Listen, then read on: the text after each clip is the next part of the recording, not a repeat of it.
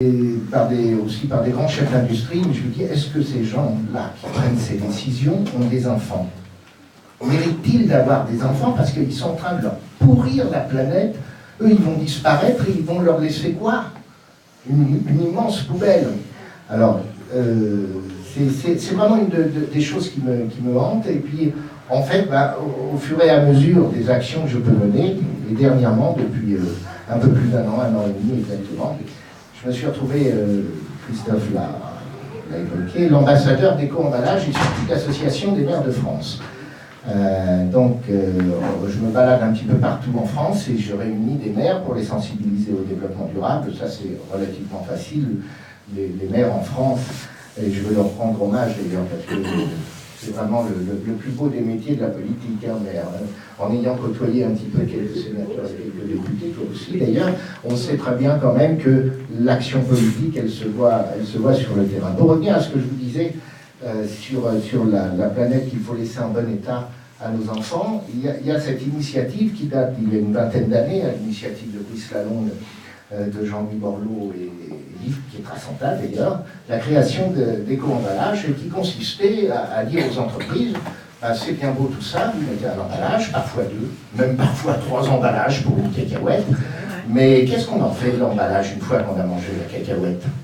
On fait un trou et puis on met l'emballage dedans.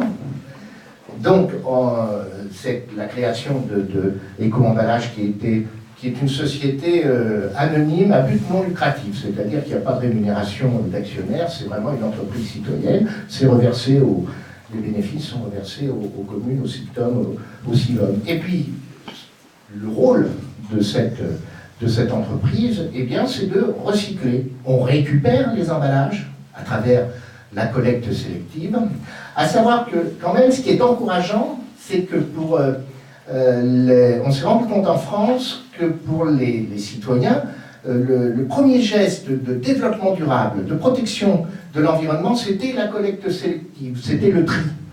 À 93%, les Français adhèrent au tri, ce qui est assez étonnant. Bon, alors ça vient peut-être que des bouteilles, par exemple. C'est pas poker, ces chiffres. Hein. Non, c'est plutôt pas mal. Hein. Bon, les Bretons sont très forts au niveau du tri, plus que ils sont en tête en France. Peut-être pour les bouteilles aussi, ils ont l'habitude, une fois qu'elles sont vides, de les emmener à la collecte. Mais à savoir qu'on se retrouve aujourd'hui dans une perspective de transition énergétique d'ailleurs, parce qu'on se retrouve avec la récupération de tous ces emballages qui deviennent une source énergétique.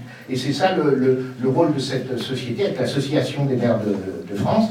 Et c'est vrai que de plus en plus, le tonnage de récupération des déchets et surtout des emballages est important en France et recyclé.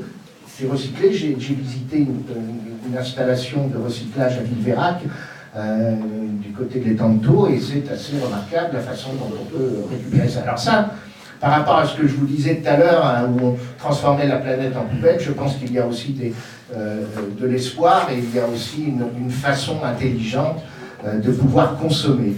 Je suis un peu contre la société de consommation, surtout la société de surconsommation, quand on pense qu'il y a une ménagère qui sort avec son caddie d'une grande surface, on sait qu'il y en aura à peu près 30-31% qui va partir à la poubelle sans être ouvert. Hein, tout simplement parce qu'elle est passée dans une belle affiche publicitaire et qui avait écrit achetez plus pour dépenser moins. C'est énorme ça comme slogan. Hein. Il y en a qui osent le faire quand même. Enfin, et puis ils y croient en plus, les Français, c'est un Donc voilà, moi je suis dans cette démarche-là. Je sais que Christophe est comme moi, qu'il a envie de laisser une belle planète, un beau pays, une belle région et surtout une jolie ville aux enfants de Beaucaire. Alors sur ce volet-là justement, alors je salue une artiste qui est là ce soir, Halima Tsabé, qui travaille sur la base de matériel recyclé. Donc Halima fait des lampes notamment, fait aussi des fleurs à base d'éléments qu'elle retrouve soit dans la rue, soit à la déchetterie, soit qu'on lui procure. Ces fleurs sont faites à base de couvercles, de bocaux ou de boîtes. Donc, et vraiment c'est quelque chose de super. Tout à l'heure Halima pourra montrer éventuellement ces photos. Je lui avais demandé d'amener son book ce soir. Et elle a exposé d'ailleurs récemment à l'Imagine, et elle est sélectionnée parmi les artistes les plus créatifs. Donc bien évidemment, on ne pourra pas tout recycler sous forme d'œuvres d'art. Mais c'est vrai que notamment à travers l'action que je mène en communication sur le SICTOM d'Aïk de Pézenas, donc je me suis aperçu... C'est très bon élève, hein, le SICTOM, par rapport à Éco-Emballage et l'Association des maires de France. Dans notre programme figurera l'idée d'une recyclerie, pour faire en sorte que les problèmes qu'on a actuellement à la déchetterie, où il y a des problèmes de gestion, des problèmes de personnel et de gestion, on ait un cercle vertueux qui nous amène vers la réexploitation des objets qui sont laissés par les gens. C'est ce qu'a inventé l'abbé Pierre avec Emmaüs il y a pas mal de temps. Mais aujourd'hui, il y a des structures qui se mettent en place parce que les filières existent. Donc non seulement donc, dans la collecte des tri sélectifs, mais également dans tout l'apport donc, sur les déchetteries. Les matériels sont recyclés, sont retapés pour certains, sont soit amenés à être dégradés, soit amenés à être réutilisés. Donc non seulement ça fait rentrer des ressources, mais également ça permet à des personnes à bas revenus de pouvoir s'équiper de matériel qui sont recyclés. Donc je pense que c'est vers ce genre de choses qu'il faut aller. Attention, ça va créer 2-3 emplois. Mais moi aujourd'hui, ce que je dis, c'est que dans l'optique qu'on a de créer 300 emplois sur la ville, on la créera plus certainement par 100 projets qui vont créer 2-3 emplois que par une grosse entreprise qui va arriver, qui va créer 200-300 emplois. Ça, je ne peux pas vous le promettre, on se battra pour avoir ce type de ces entreprises-là, mais de notre côté, c'est fini les entreprises avec des grandes cheminées et qui vont nous polluer le territoire. Ça, j'en veux plus. Par contre, donc, essayer d'exploiter ces gisiers, ces viviers d'emploi, ça, ce sont des choses qui peuvent être faites et dans différents domaines. Donc vous verrez sur le programme ce qu'on propose. Donc autre exemple que je tire aussi du SICTOM, parce que on était ensemble donc, sur une visite à Barcelone, sur l'exemple de traitement des déchets par une torche à plasma. La torche à plasma, c'est un procédé d'incinération qui incinère les déchets, qui les calcifie, qui les rend inertes, et ensuite donc ils sont utilisés sur des remblais, par exemple, pour les routes ou ça redevient du granulat. Voilà. Et tous les gaz issus donc de cette torche sont réutilisés soit pour alimenter donc l'énergie pour produire la torche, soit sont réutilisés pour produire de l'énergie, et il y a zéro rejet.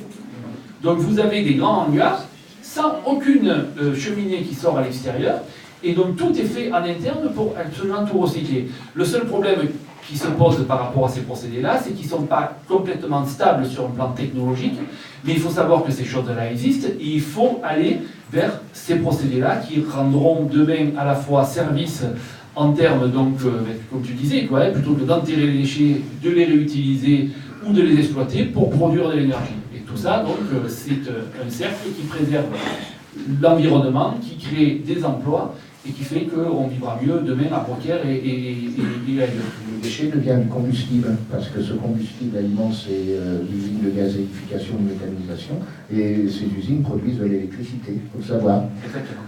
Hein, donc ça, c'est important, plutôt que de creuser des trous et d'enfouir.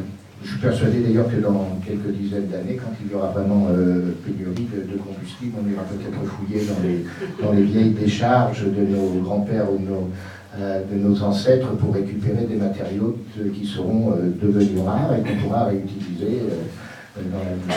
Donc voilà. Alors je ne sais pas si Vous avez des questions.